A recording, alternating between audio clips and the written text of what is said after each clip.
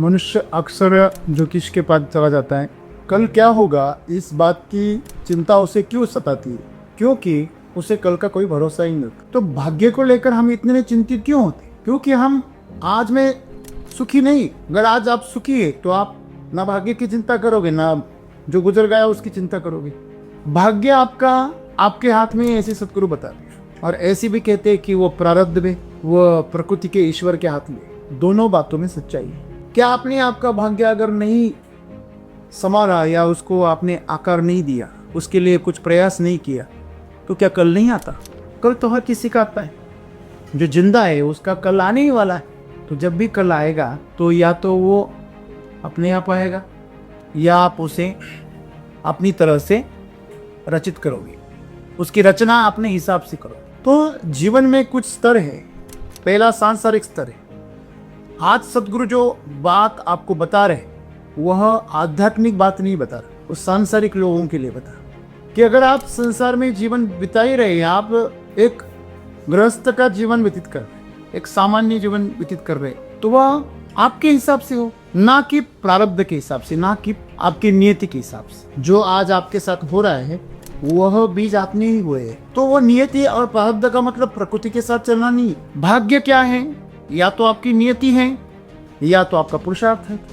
आपने कार हाथ में ले ली और आपको कार चलानी नहीं आती, तो आप सिर्फ स्टीयरिंग पे बैठे, बस कुछ नहीं कर रहे और कार चली जा रही, तो आपकी कार जो है वो भाग्य और नियति के हिसाब से चलेगी। अगर आप उसे चलाएंगे तो पुरुषार्थ से चलेगी। जीवन में आपको अगर आपका जीवन आपके हिसाब से उसे अगर जीना है तो आपको आपका भाग्य का कंट्रोल लेना।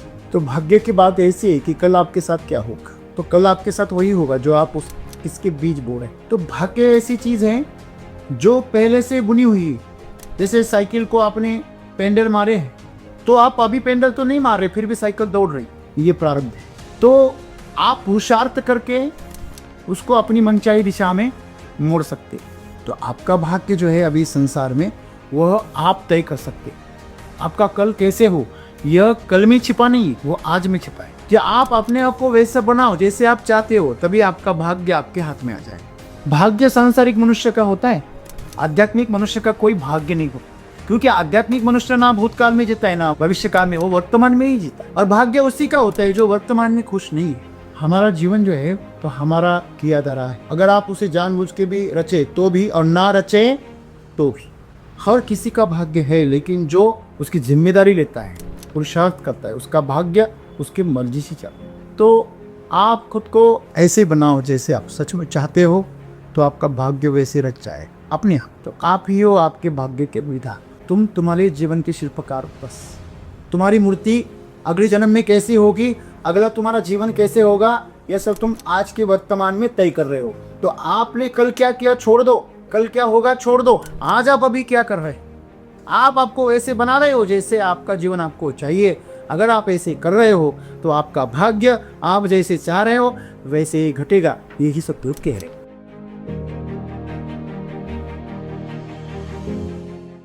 मेरा सवाल है ऐसा है सर कि बहुत बार हम बहुत से ऐसी चीज़ें करते हैं जो हमारे लिए अच्छी नहीं होती, हानिकारक होती है, वो हमें अच्छी लगती है, तो उससे हमारा भाग्य कैसे अच्छा हो सकता?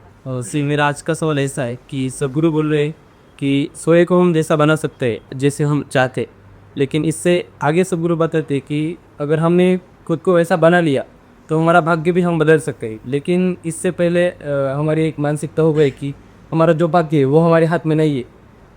कुछ लोग बोल रहे हैं कि हमारा भाग्य भगवान के भरोसे के ऊपर है। कुछ हाथों के जो पंक्तियाँ है उसमें कुछ लोग भाग्य चेक करते हैं। अगर सदगुरु भी कभी कभी बताते हैं हमें कि आप प्रकृति के साथ चलो, जो प्रकृति में सोचा है आपके लिए वही अच्छा होगा। लेकिन आज सदगुरु ऐसा क्यों बता रहे हैं कि खुद का जो भाग्य है हम खुद बदल सकते हैं? अगर ऐसा है तो हम बदल सकते, तो इससे आगे एक मेरा सवाल है कि अगर हर एक इंसान ने हमारा जो खुद का भाग्य है वो अगर बदल लिया तो इस दुनिया में ऐसा कोई भी इंसान नहीं होगा कि वो दुखी होगा। जिसको जो चाहिए वो सब मिलेगा। अगर ऐसा सब हो गया तो ये जीवन का संतुलन कैसा संभव है? सदगुरु आज बता रहे कि जब आप स्वयं को वैसा बना पाते हैं जैसा आप चाहते हैं, मतलब हम जो चाहते हैं वो हमें करना है, लेकिन आज तक आपसे या फिर हम बाहर जो भी देखते हैं उसे ये सीखा है कि जो आप चाहते हैं वो ज़रूरी नहीं है, जो ज़रूरी है वो करना चाहिए। अगर अभी तक हमने देखा जो भी महापुरुष है उन्होंने उनकी मन की सुनी है, तभी वो उधर तक पहुँच पाए हैं। तो हमारी चाह को आगे बढ़ाना क्या वो सही है? और दूसरा मेरा सवाल ऐसा है सर कि अगर भाग्य हम अगर बदल पाते हैं तो जो अगर हमने चाहा है वो अगर गलत हुआ, जो कि हम उदाहरण देख सकते हैं कि फिटलब हो गया, या फिर जो और अन्य भी कई लोग थे जैसे कि उन्होंने उनकी चाह की वजह से इस पूरी दुनिया का नाश कर दिया, तो वो अगर सच्चाई अगर हो रही है तो वो सही या फिर गलत है? दोस्तों, मनुष्य अक्सर ज्योतिष के पास चला जाता है। कल क्या होगा इस बात की चिंता उसे क्यों सताती है? क्योंकि उसे कल का कोई भरोसा ही नहीं होता, होगा भी या नहीं होगा, और होगा तो कैसे हो। छोटा बच्चा भी आजकल अपने करियर को लेकर परेशान, उसमें वो परेशानी डाली गई। खुद परेशान रहते थे, यहाँ तक तो ठीक था, लेकिन उनको भी परेशान कर, उनका बचपन छीन लिया, गंभीर बना। तो भाग्य को लेकर हम इतने चिंतित क्यों होते? क्योंकि हम आज में सुखी नहीं। अगर आज आप सुखी है तो आप ना भाग्य की चिंता करोगे, ना जो गुजर गया उसकी चिंता करोगे। जिसके पास सब कुछ है वह क्यों चिंता करे? जिसके पास आज सुकून भरा नहीं है वही भाग्य के बारे में सोचता। भाग्य आपका आपके हाथ में है, ऐसे सतगुरु बता रहे। और ऐसी भी कहते हैं कि वो प्रारब्ध में, वो प्रकृति के ईश्वर के हाथ में।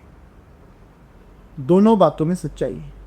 अगर आप आपके जीवन की बागडोर अपने हाथ में संभाले तो वो आपके हाथ में, और आप अगर जिम्मेदारी ना ले और प्रकृति के ऊपर सब कुछ छोड़ दे, हे ईश्वर तू जो करेगा वो मंजूर है, तो प्रकृति के अनुसार होगा। आप पानी में बह रहे हैं तो आप बहते चले जाएंगे, लेकिन अगर आप हाथ पैर मारेंगे तो आप किनारे पे आ सकते। आप बहाव में भी अपने आप को दिशा दे तो आप सही दिशा में भी जा सकते, लेकिन आप कुछ भी नहीं करोगे तो आप नियति के अनुसार चलिए। तो भाग्य वैसे भी आपका घटित हो ही रहा है। क्या आपने आपका भाग्य अगर नहीं संवारा या उसको आपने आकार नहीं दिया, उसके लिए कुछ प्रयास नहीं किया, तो क्या कल नहीं आता? कल तो हर किसी का आता है। जो जिंदा है उसका कल आने ही वाला है। तो जब तक आप जिंदा हैं तो आपके लिए कल है। तो जब भी कल आएगा तो या तो वो अपने आप आएगा या आप उसे अपनी तरह से रचित करोगे, उसकी रचना अपने हिसाब से करोगे।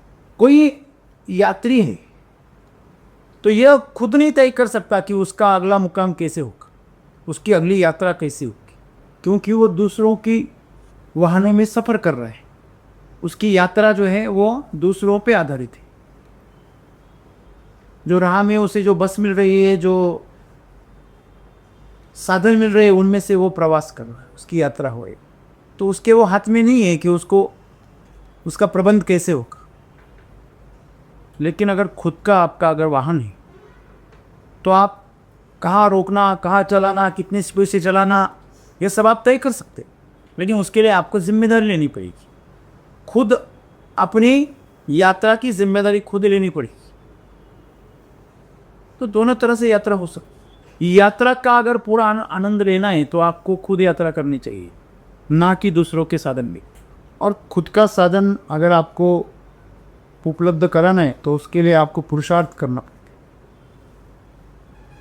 खुद की सुविधाएं अगर आपको निर्माण करना है तो आपको उसके लिए मेहनत करनी पड़ती है, और वो मेहनत भी आपको अपनी सोच तय करे, इरादा आपका वहाँ पे भक्कम हो, ऐसी करनी। तो जीवन में कुछ स्तर है। पहला सांसारिक स्तर है। आज सदगुरु जो बात आपको बता रहे वह आध्यात्मिक बात नहीं बता रहा, वो सांसारिक लोगों के लिए बता।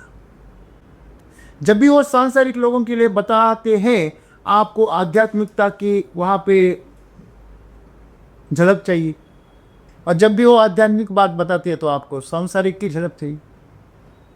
जब वो सांसारिक बात करते हैं तो आप उन्हें आध्यात्मिकता का सवाल खड़ा करते हैं, और आध्यात्मिक बात करते हैं तो आप संसार का सवाल खड़ा करते। तो ये आपका मन आपसे खिलवाड़ कर, वो ये बता रहे हैं कि अगर आप संसार में जीवन बिता ही रहे हैं, आप एक गृहस्थ का जीवन व्यतीत कर रहे, एक सामान्य जीवन व्यतीत कर रहे, तो वह आपके हिसाब से हो, ना कि प्रारब्ध के हिसाब से, ना कि आपकी नियति के हिसाब से। देखिए, प्रकृति के हिसाब से जीना अलग बात है, और प्रारब्ध के हिसाब से आपका जीवन जा रहा है वो अलग बात है। नियति और प्रारब्ध यह आपने ही उसका जाल बुना है। आपने किसी को गाली थी दी, इसलिए वो आज आपको नुकसान पहुंचा रहा है। आपने बबूल के बीज बोए थे, इसलिए आप 10 साल बाद आपको कांटे बो रहे, आपके पैरों में कांटे छुप रहे। पास वाले ने आम के पेड़ लगाए थे 10 साल पहले, तो अभी वो आम खा रहा है। वो आज वो बबूल बो रहा है, वो आज गलत व्यवहार कर रहा है, आज बुरी तरह आचरण कर रहा है, लेकिन वो आम खा रहा है क्योंकि उसने कभी आम लगाए थे। और आज आप आम लगा रहे हो, अच्छा आचरण कर रहे हो, लेकिन आपने कभी बबूल बोया है। तो ये बीच का जो अंतर है, वह अंतर आपको उलझा देता है। उसके बारे में जो आपको जानकारी चाहिए थी वो आप भूल गए। यही माया है। जो आज आपके साथ हो रहा है वह बीज आपने ही बोए। तो वो नियति और प्रारब्ध का मतलब प्रकृति के साथ चलना नहीं। नियति और प्रारब्ध जो है वो आपने कर्ज उठाया है, आपने अधूरे कर्म किए, तो उन कर्मों का फल आपको मिले। आपने कभी बेइरादा कर्म किए ही नहीं, आपने इरादे से कर्म किए, इसलिए आपको वो आज भुगतना पड़ रहा है। तो आपके साथ में आप अच्छा बर्ताव कर रहे, फिर भी आपके साथ बुराई हो रहा है। इसका मतलब आपकी बुराइयाँ, जो भी आपके कर्म हैं, वो अभी खत्म हुए। समझ लीजिए, मुझे इस तरह मैं आपको बताऊं, भाग्य क्या है? या तो आपकी नियति है, या तो आपका पुरुषार्थ है। या तो नियति या तो पुरुषार्थ। आपने कार हाथ में ले ली और आपको कार चलानी नहीं आती, तो आप सिर्फ स्टीयरिंग पे बैठे, बस कुछ नहीं कर रहे, और कार चली जा रही, तो आपकी कार जो है वो भाग्य और नियति के हिसाब से चलेगी। अगर आप उसे चलाएंगे तो पुरुषार्थ से चलेगी। उदाहरण से आप ऐसे समझिए कि आपने बैंक से लोन ले लिया। बैंक से लोन लेने के बाद आपने बहुत सारे उसके हफ्ते भरे ही नहीं, तो आप डिफॉल्टर हो गए। आपको कोई सब्सिडी मिल गई या कोई अनुदान मिल गया, तो आपके अकाउंट में समझो 1 लाख रुपये आ गए, और आपके जो हफ्ते हैं वो पेनल्टी में बाकी है 1.5 लाख के। तो आपका जितना आपको पैसा मिला है आपके अकाउंट में, सब कर्ज में चला गया। ऊपर से 50,000 आपके ऊपर लोन लिखेगा।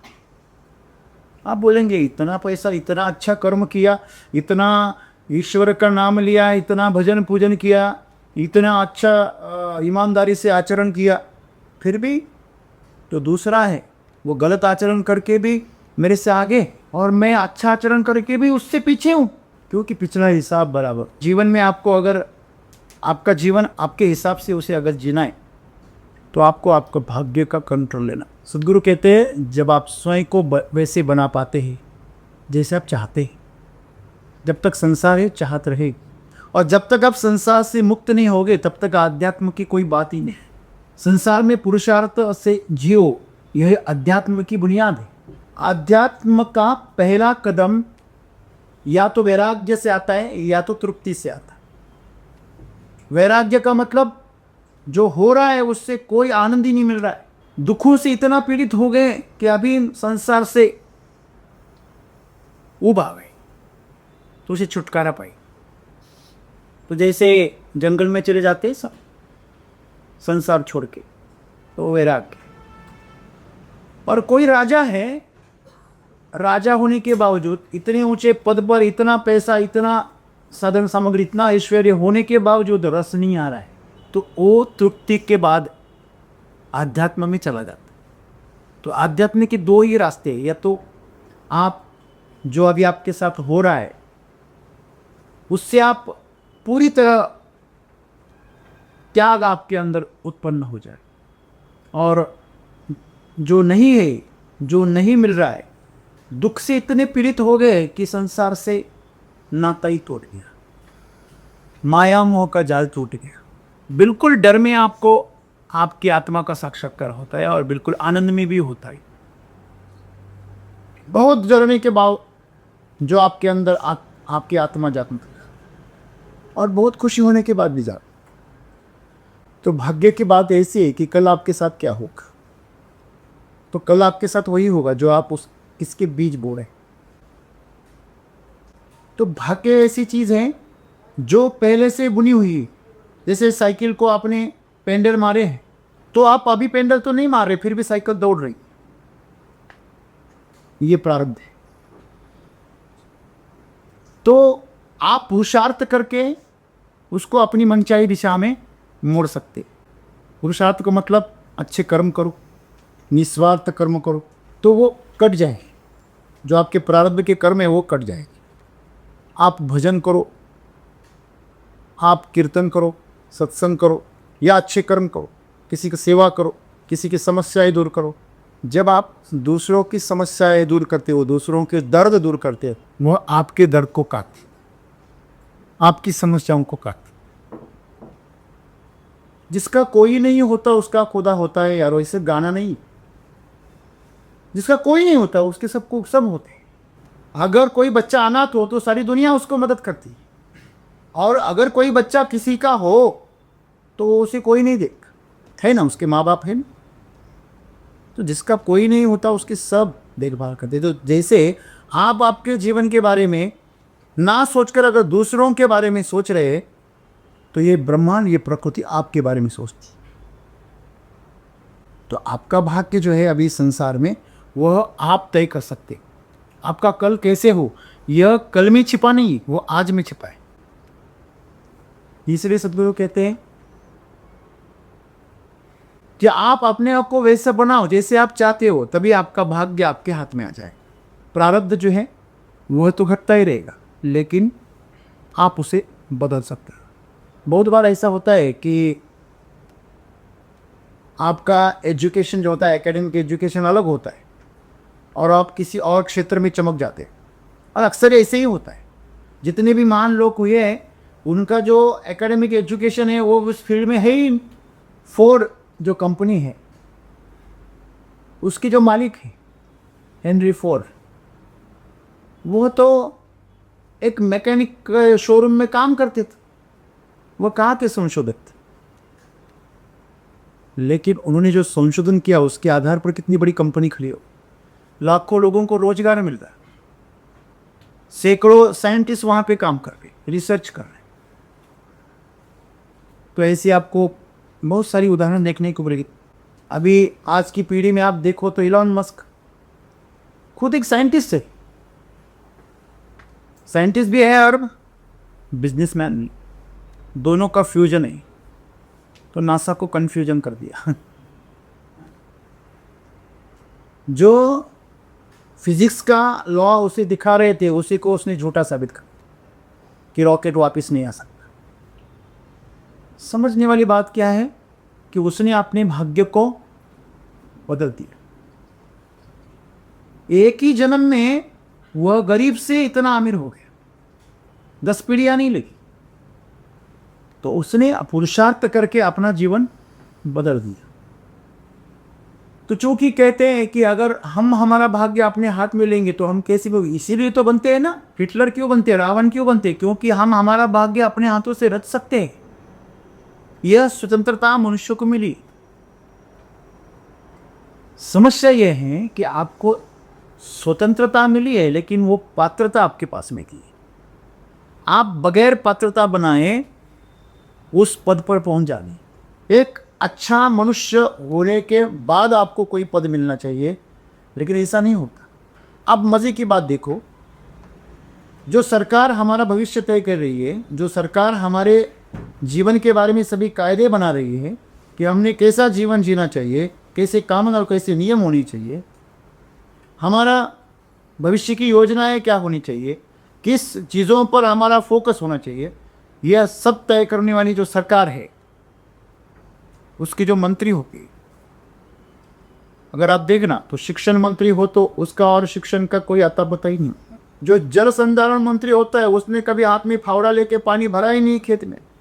वो बंदा जो उसके हाथ के नीचे काम करता है, IAS ऑफिसर, जो न जाने कितनी मेहनत करके, कितनी बड़े बड़े एग्ज़ाम दे के वहाँ तक पहुँचता है, उसको वो बताता है क्या करना है, कि ऐसे करना है। वो बोलता है ऐसे करना है, तुम तुम्हारे कानून में बैठा ऐसा कानून तैयार करो। इसीलिए तो जो बुनियादी ज़रूरतें हैं, जो हमारा इंफ्रास्ट्रक्चर है, वो इतना मजबूत नहीं होता। आज भी हम 21वीं सदी में, आज बाहर की दुनिया में चले जाओ, आपको वहाँ पे जो मूलभूत सुविधाएं हैं, जैसे कि अस्पताल है, स्वच्छता है, ट्रांसपोर्ट है, यह बाहर की दुनिया में इतना अपडेटेड है कि आपको पता ही नहीं चलेगा इतना आराम से ये सब कैसे चलता है। हाँ, 1 मिनट में वहाँ पुलिस पहुँच जाती है, 1 मिनट में वहाँ एम्बुलेंस को आप मेडिकल सेवाएं पहुँच जाती है। हमारे यहाँ 70 to 80% लोग तो रास्ते पे ही दम तोड़ देते सुविधा ना मिलने की वजह से। गांव में जो बीमार लोग हो रहे, आज भी हम देखते कि किसी बस्तियों से लोग झोलियों में 2-2 पेशेंट को उठा के लेके जा रहे हैं, क्योंकि रास्ते गाड़ियाँ भी नहीं जाती वहाँ। मतलब बात यह है कि जो आपका भाग्य तय करने वाले हैं, वह उस पद के लायक है कि नहीं, इसकी यहाँ पर कोई ऐसी व्यवस्था ही नहीं कि वो जांचे। तो मनुष्य के साथ यही हो रहा है कि उसका भाग्य उसके हाथ में है, यह उसके लिए वरदान साबित होने की जगह एक श्राप साबित हो रहा है। आज मनुष्य जहाँ भी जा रहा है, वहाँ पे क्या कर रहा है? नुकसान पहुंचा रहा है, प्रकृति को भी खराबी कर रहा है, गंदगी कर रहा है, मौज के नाम पर सब कचरा कर रहा है, प्रकृति को नुकसान पहुंचा रहा है। हाँ, IT पार्क के नाम पर जंगल को ख़त्म कर रहा है, वहाँ की जनजीवन को, जीव सृष्टि को आहत कर रहा है। इतना दर्दनाक मंजर हम देखते हैं। अभी अभी हैदराबाद की बात आपने सुनी हो। तो मनुष्य के हाथ में दिया है प्रकृति ने, तो उसका वो क्या कर रहा है? गलत इस्तेमाल। तो सदगुरु यही कह रहे हैं कि आपकी जो चाहत है वो क्या है, यही हमें पता नहीं, हमें क्या चाहिए। आज हम जिसे चाह रहे हैं, कल वो हमारे लिए मुश्किल साबित हो जाती। बहुत सारे लोग होते हैं, उन्होंने करियर चुन लिया, चलो मेडिकल में जाना, चलो एग्रीकल्चर में जाना, चलो IT में जाना है, चलो इस फील्ड में जाना है, उस फील्ड में जाना है। फिर बाद में क्या होता है? पछताते। बहुत सारे में तो हिम्मत ही नहीं होती कि अभी गलत हो गए तो अभी मुड़ जाओ और सही रास्ता पकड़ लो। वो पता है ये गलती से चुन लिया है, फिर भी आगे चलते। क्यों? लोग क्या कहेंगे, घर वाले क्या कहेंगे, इसलिए उसी फील्ड में आगे जा रही। जो नहीं चाहते उसी फील्ड में आपके भाग्य को ढूंढ रहे और बेमन से काम करते, मजबूरी से जी रहे। सबको तो यही तो कह रहे कि आप जो चाहते हो वो असल में आप चाहते हो, या आपका मन चाह रहा है, या आपके आसपास के लोगों ने चाहा है इसलिए आपने उसको चुना है। तो बहुत बार ऐसे होता है कि आसपास के माहौल में जो लोग चुन रहे वही हम चुनते और बाद में जाके पछताते। तो चुनना यह एक एबिलिटी, तो यह एबिलिटी हमारे पास नहीं। जीवन में हमें खुशी के लिए क्या चुनना चाहिए, इसकी ही समझ हमें नहीं। आज किसान जो उत्पादन के नाम पे, प्रगति के नाम पे अपनी मिट्टी को बंजर बना, अपने स्वास्थ्य से खिलवाड़ कर रहा है, अपने परिवार को धोखा पैदा कर रहा है ना। तो उसे ये पता ही नहीं चलता कि यहाँ से मैं पैसा कमा रहा हूँ, यहाँ से मैं उसको अस्पताल में डाल रहा हूँ, यहाँ से मैं पैसा कमा रहा हूँ और यहाँ पे मैं बीमारियों पे, जहरीली दवाओं पे खर्चा कर रहा हूँ। तो ये मुश्किल है कि आपको असली में चाहत क्या है। हमारी चाहत है खुशी, हमारी चाहत है स्वास्थ्य की। पहले नंबर पे चाहिए स्वास्थ्य, दूसरे नंबर पे चाहिए खुशी। आप में से कितने लोग हैं ये दो चीज़ें चाहते हैं? आप स्वस्थ रहना चाहते हो लेकिन गोलियां खाकर। हाँ, स्वस्थ रहना चाहते हैं लेकिन कैसे? यहाँ पे बेल्ट डालो, यहाँ गले में बेल्ट डालो। हम यात्राएं करना चाहते हैं लेकिन मुश्किल नहीं, बस बड़े आराम से लेके जाओ, आराम से लेके आओ। इसके तकलीफ नहीं होना चाहिए। तो हम असल में जी रहे इस शरीर के लिए, इस पुतले के लिए, इसमें सजा रहे, इसको ही हम इसको सजा रहे हैं और उसको ही पोषण दे रहे हैं और यही समझ रहे हैं कि इसको आनंद देना, इसको खुशी देना, इसको तृप्ति देना, इसकी वासना को पूर्ति करना, यही जीवन है।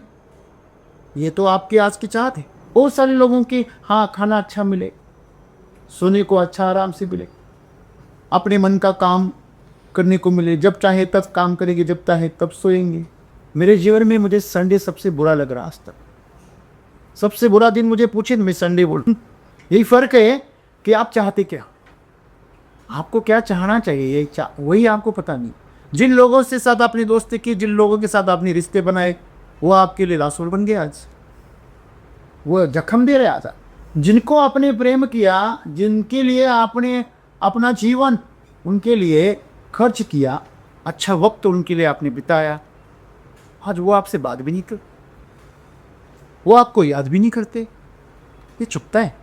जो हमारे लिए ईश्वर के समान थे, जो हमारे लिए सबसे प्यारे थे, प्रिय थे, वही हमारे लिए आज सबसे कड़वी बात हो गए, जहर हो गए ना। तो आपकी चाहत का क्या मायने? तो पहले तो हमें चाहत के बारे में सोचना चाहिए। हम चाहते कि हमें चाहना चाहिए स्वास्थ्य, हमें चाहना चाहिए खुशी। ये दो चीज़ें हम खुद को पहले प्राप्त करें और फिर हमारे परिवार, जिनसे आप प्रेम करते हो, जिनकी आप चिंता करते, आप उनके लिए ये दो चीज़ें उपलब्ध करो। फिर आपके आसपास ही उसे फैलाओ, जितना हो सके आप उसे फैला सकते हैं। पहले शुरुआत आपसे करें। तो चाहत ये है, अगर आपने खुशी और स्वास्थ्य चुना, शांति चुनी, तो यह सबके लिए आप करो। तो अगर आप ऐसे करोगे तो आप सब आसपास हैं स्वर्ग पर। आज हमारे आसपास में नरक क्यों है? हमने बनाए थे इसलिए। हम चाहते हैं कि मेरा तो अच्छा हो, लेकिन मेरे साथी का मेरे से थोड़ा कम अच्छा हो। हम हमारे लिए जो चाह रहे हैं, दूसरों के लिए बिल्कुल उससे उल्टा चाह रहे हैं। जिस दिन आप आपके लिए जो चाहते हो वही दूसरों के लिए चाह रहे हो, तो आप असल में आपके आसपास स्वर्ग बना। भाग्य सांसारिक मनुष्य का होता है, आध्यात्मिक मनुष्य का कोई भाग्य नहीं होता। क्योंकि आध्यात्मिक मनुष्य ना भूतकाल में जीता है ना भविष्य काल में, वो वर्तमान में ही जीता है। और भाग्य उसी का होता है जो वर्तमान में खुश नहीं है। और सांसारिक मनुष्य अकेला ऐसा है जो अभी है उसमें वह आनंदित नहीं है। जो जहाँ खड़ा है वहाँ उसे परेशानी होती, वहाँ से वो हमेशा भागना चाह रहा है। जो उसके पास में वो उसको नहीं चाहिए, जो उसके पास में नहीं है वह उसको चाहिए। ऐसे भी नहीं कि वो उसे मिल जाए तो खुश हो जाएगा, नहीं, वहाँ जाने के बाद उसे वो भी नहीं चाहिए, उसके आगे वाला चाहिए। अगर आपको नोट मिले तो आपको चांदी चाहिए, आपको चांदी मिले तो आपको सोना चाहिए, आपको सोना मिले तो उसमें डायमंड चाहिए। ये सब कुछ मिल जाए तो आपको प्रतिष्ठा चाहिए, लोगों ने देखना चाहिए और प्रशंसा करनी चाहिए, वहाँ कितना सुंदर गहना।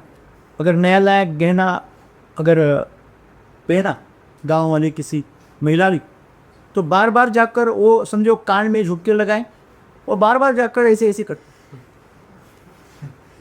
जब तक सामने वाले उसे ना कहे कि कब लिए, तब तक उसे सुकून ही नहीं मिलता। तो मतलब हमें सिर्फ संपत्ति चाहिए नहीं, प्रतिष्ठा भी चाहिए।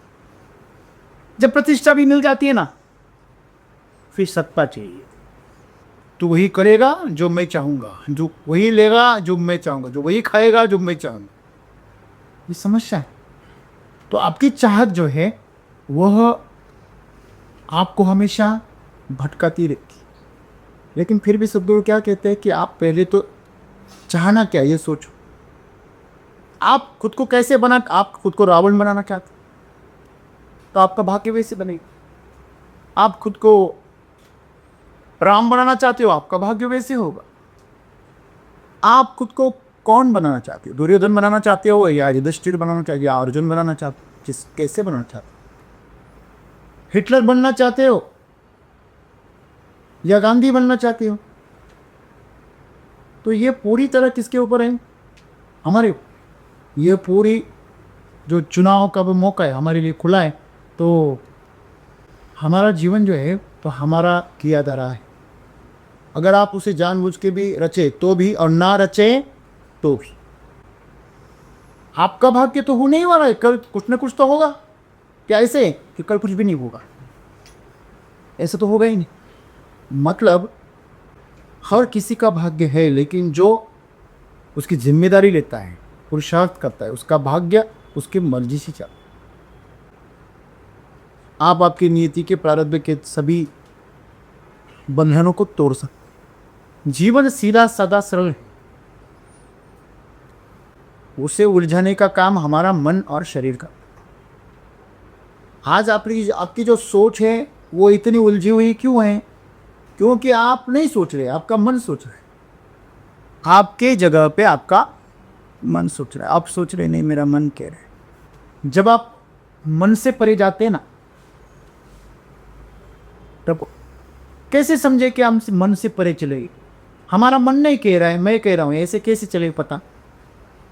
जब भी आप दुविधा से परे चले जाना, मन हमेशा दुविधा में रहता है, करे कि ना करे, ये अच्छा, ये अच्छा, ये सच्चा, ये झूठा, ये फायदे का, ये तोटे का। ये जब तक आपके दिमाग में चल रहा है ना, तो आपका मन सोच रहा है। बहुत दुख में, बहुत डर में या बहुत आनंद में आपका मन नहीं रहता। हमें हमेशा बताया गया, बहुत खुशी में या बहुत दुख में कोई निर्णय नहीं लेना चाहिए। लेकिन सच्चाई यह है कि आध्यात्मिकता में बहुत खुशी में या बहुत दुख में ही निर्णय लिएगा। संसार में आप बहुत दुखी हो, बहुत आनंदित हो, तो कभी निर्णय ना लीजिए। क्यों? क्योंकि वो आपके आत्मा का निर्णय होता है और आपका मन उसी को कभी मानने देगा। जो आपकी आत्मा कहती है, आपकी अंतरात्मा जो कहती है, उसका आप जो भी निर्णय है वो आपका मन कभी भी स्वीकार नहीं करता। यही तो द्वंद्व है। जैसी मेरी परछाई हो गई ना, मेरी परछाई मेरे ऊपर राज करी, तो मन है ये आपका, आपकी आत्मा की परछाई है, वो चाहिए, उसकी जरूरत है। लेकिन संसार आपकी खुशी के लिए मन की कोई जरूरत, मन का होना ही खुशी की बात है। भगवान कहते हैं जब तुम होते हो ना तब मैं नहीं रहता, जब मैं होता हूं ना तो तुम नहीं रहते। और जो दोनों भी नहीं रहते ना, एक वक्त ऐसा आता है कि भगवान को भी छोड़ दो, खुद भगवान बन जाओ, खुद। ये बातें हैं, बातें ही रहेंगी। वो जब उस अवस्था में पहुंचते तो समझ में आ, जब आप उस लेवल पर चले जाते हैं, कभी कभी आपकी चेतना उस लेवल पर पहुंच जाती है, तो आपको वो महसूस होती खुशी। पता है, जीवन में इंसान को तभी सबसे ज़्यादा खुशी होती है जब वो दूसरों को खुश कर, दूसरों की समस्याओं को दूर कर दो। दूसरे के चेहरे पे तुम्हारी वजह से चमक आ रही है, तो वह खुशी परमानंद होती है। और वो कभी कभी झलक में आप खुद को कैसे बना चाहते हो? फिर से वही सवाल, क्यों? क्योंकि आप जैसे खुद को बनाओगे, आपका भाग्य भी वैसे मिल जाए। मतलब आज आप जैसे आपको बनाओगे, भविष्य में वैसे ही आपका भाग्य रहेगा। एक आपको पता है, मरते वक्त जो चिंतन आपके दिमाग में चलता है, उसी तरह का जन्म आपको मिलता है। मरते वक्त अगर आपके दिमाग में अगर जानवर का अगर चिंतन चल रहा है, तो आप जानवर के चलेगा। मतलब आपके जीवन में अगली बार सिर्फ जानवर ही हो। शायद किसी तबीले वाले के घर में पैदा हो, किसी ग्वाले के घर में पैदा हो। आप अगर किसी खेल के बारे में सोच रहे हैं, तो आप उसी प्रकार के घर में जाओगे जहां आपको जीवन में पूरा खेल ही खेल रहे हैं। आप किसी भक्त के बारे में सोचे, तो अगली बार में आपका एक ऐसे परिवार में जन्म होगा जहां सिर्फ ईश्वर का चिंतन और भजन चल। आपको अगर मांस मदिरा खाने की इच्छा हो रही है, उस वक्त आपको सोच रही, तो आप ऐसे घर में पैदा होंगे जहाँ सिर्फ मांस और मदिरा ही चलता। आप सोचते कैसे? हाँ, आप अगर लोगों से तिरस्कार करते हो, लोगों से घृणा करते हो, तो आपका जन्म घृणा की जगह ही पैदा हो, झगड़े करने वाले की। अंत में सोच क्या है? तो कोई कोई होशियार है, वो बहुत बुद्धिमान है, वो बोलते नहीं, जब मैं मरूंगा ना तब मैं इलॉन मस्क के बारे में सोचूं, तब मैं अंबानी के बारे में सोचूं। अरे गधे, जब तू मरेगा तो ध्यान में रहेगा? तुझे एक बार बार बार बतानी पड़ती, तब याद रहती। जब तुझे सामने मृत्यु दिखेगी, तब तेरी सोच ही बंद हो जाएगी।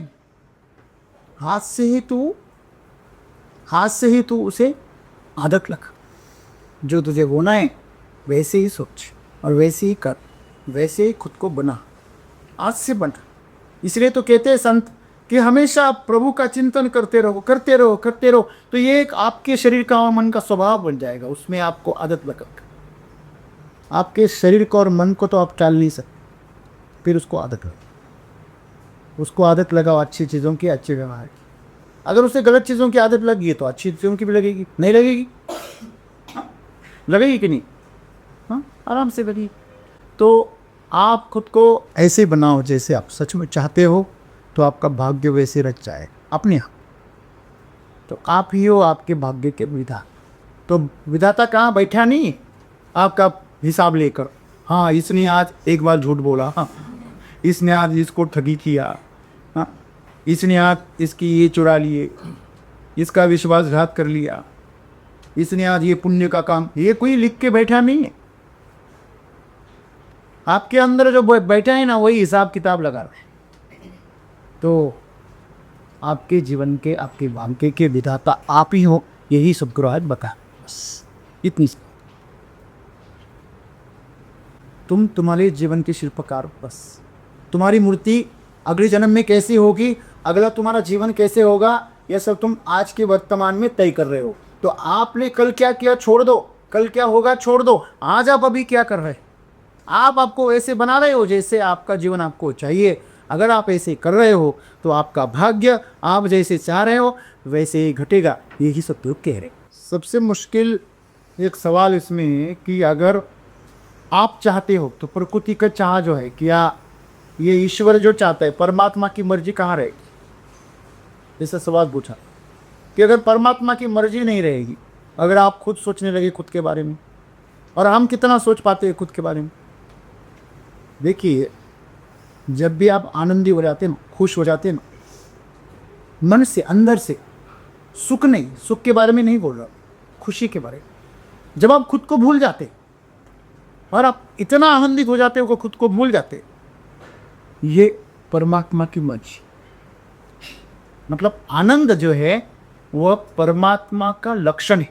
आप आनंद में, खुशी में हो, मतलब आपके अंदर कौन जागृत हो गए, चेतना जाए। आपके पास जो लोग हैं वो खुश हो रहे हैं, आप पे इसलिए खुश हो रहे, आपके साथ उनको सुरक्षित महसूस हो रहा है, आपके साथ उनको प्रेरणादायी महसूस हो रहा है, आपके साथ उनको आनंद आता है।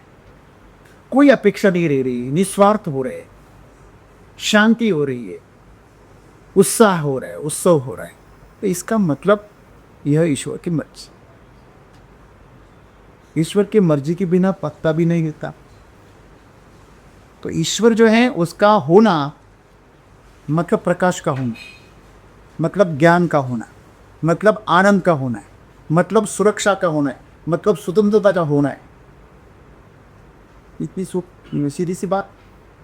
तो आपको यह सवाल पड़े कि अगर मैं मेरी मर्जी करूँ, मेरी अगर मैं चाहत रखूँ, तो क्या ईश्वर की मर्जी के खिलाफ ना हो जाए। भक्त और उसका जो आराध्य है वो दो अलग कहाँ होते। भक्त के अंदर ईश्वर की ही मर्जी होगी, तो आपकी चाहत उस स्तर पर चले जाए कि ईश्वर ही आपसे चाहत पूरी करो। सही, यही खुद की जिम्मेदारी लेना और उसको उसी दिशा में रखना, यही प्रयास है। देखिए, आपको अगर आपकी जो वाहन है, आप रास्ते से उतरने के लिए दिमाग की ज़रूरत है, क्या मेहनत की ज़रूरत है। रास्ते से आपको आपके वाहन को, गाड़ी को, कार को या बाइक को आपको कहीं भी जाने देना है, तो उसके लिए कुछ मेहनत की ज़रूरत है। उसको रास्ते पे बनाए रखने के लिए मेहनत पड़ती है। सही बात है। आपके मन को ईश्वर में और सत्कार्य में रखने के लिए मेहनत लगती है, उसको भटकाने के लिए कोई मेहनत नहीं लगती।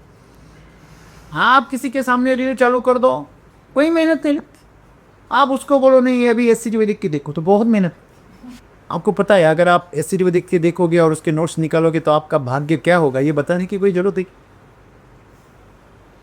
तो एससीडी वैदिक का देखना मतलब आम सर की मर्जी है ना। अगर आप उसमें डूब गए तो आपका कल्याण हो जाएगा। मेरी मर्जी अलग कहाँ है? वैसे ईश्वर की मर्जी अलग नहीं है। उसकी जो प्रकृति है, उसकी जो पूरे उसकी जो संसार है, उसकी जो जीव है, सब उसकी संतानें हैं, उनको खुश करो तो वो खुश हो। सही? तो तुम भी वो उसकी संतान हो ना? तो खुद को भी खुश करो। शुरुआत खुद से करो। उसकी पहली संतान कौन है? कौन है? हम हैं। ईश्वर की इस प्रकृति की पहली संतान कौन है? हमारे लिए कौन है? हाँ, हम हैं पहले, फिर हमसे शुरुआत होती है। हमारी शुरुआत हम ही से होती है और हम ही पे आकर खत्म हो जाती। क्यों? आप खत्म हो गए, खत्म। दुनिया खत्म आपके लिए। हेलो, पूरी दुनिया खत्म होने की जरूरत है क्या आपको? खत्म होने के लिए नहीं, आप खत्म हो गए, दुनिया खत्म।